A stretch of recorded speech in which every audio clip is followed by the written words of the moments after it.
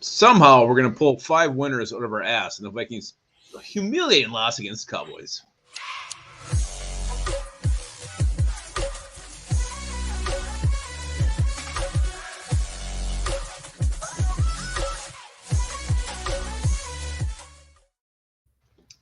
Welcome back to the Onebar and Lupagus show. We've been here for seems like half the day, but the Vikings get their ass kicked by the Cowboys 40-3, and somehow, I don't know how we're going to do it. We're going to find 5 winners from this game. Yeah, it will not be easy, but you know what is easy? Hit that sub button down there. Let's get to 9,000 subs. Hit that Patreon link. Grab yourself a cold lift bridge brew because they are delicious. But yeah, Vikings, as much as before we get into this, as much as you want to be pissing and moaning, wah, Vikings are done. Same old Vikings. We're 8-2. We're at the top, damn near the top of the NFC. All things are pointing to very, very good things for the Vikings. So we're not going to let this win completely derail us and get us in a little pissy mood. Wham. We got some winners. This Cowboys win. The Vikings did not win. It was a horrifying, humiliating defeat. But yeah, let's try to find some winners. Let's try to end this night on some positivity. It's not easy, but let's just go. Let's go with our kicker. Greg Joseph was perfect. He was perfect today. That's how low this game is we're picking our kicker who was 1 for 1 of 25 yards. A kicker that, we haven't been overly nice about, and he's been very inconsistent, but hey, he didn't miss, so we got to give him that. He's the only one who got his points today. So Greg Joseph, winner, chicken dinner. Thank you, Greg. Well done, Greg Joseph. You're safe for another week.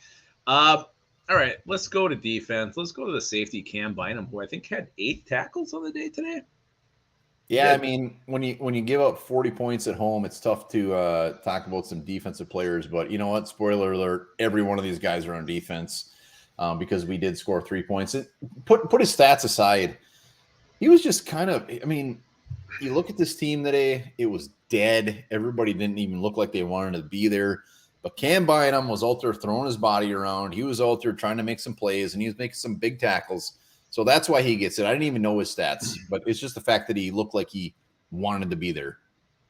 He did look like he wanted to be there, but my problem with Cam Bynum is this. It's been this way all season. Every time he makes a tackle, it always seems like it's already after they've made a big gain, 8 yards, 10 yards, whatever. Then he's wrapping up. He's the finisher. He's coming in late. I'd like to see him make some of these plays for losses or at the line, send him in a blitz. But you're right. He did have some fire today. He was excited. He did look like he wanted to be there. 8 tackles on day is a nice stat line. I just wish it wasn't in a 40-3 loss.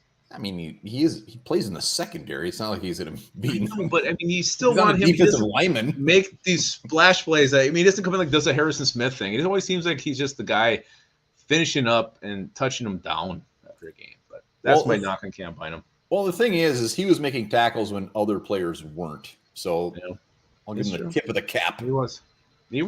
Yeah, I did too. Let's go another guy who had some fire today, some fire in his piss, as we like to say. Our young defensive end, Patrick Jones II. He looked like he wanted to play today.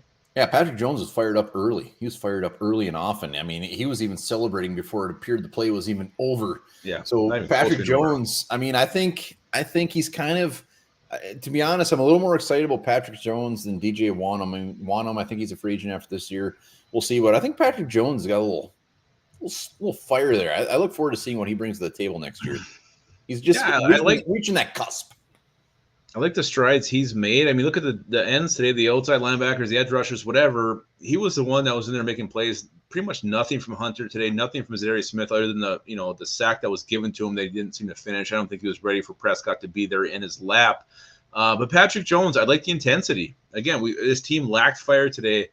We mentioned it with Bynum, but Jones, another guy who played with some intensity, and that's enough today, sadly, to put you on the winners list. Patrick Jones, well done. Another one staying on the defensive side of the ball, and this is Horrible Harry. We got to go with Harrison Phillips, the big man. And to me, this was just some big plays he made in the first half. I mean, he might have made some in the second half. I don't know. But, he was just out there busting some ass, had a tackle for a loss, had 7 tackles? 7 total tackles. Old white sleeves, I like to call them, because the guy just wears these long turtlenecks every single game.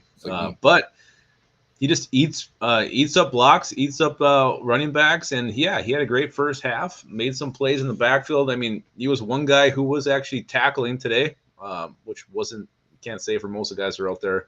So Horrible Harry, great game against the Bills. Follow up against a nice game against the Cowboys. Let's hope he makes it 3 in a row against the Patriots because we need guys like him stepping up if we're gonna get back on the winning track. Fire! Come on, man! Damn it! In a gross game, it is very tough to pick some winners. Those are our big winners, but we do also have one final winner.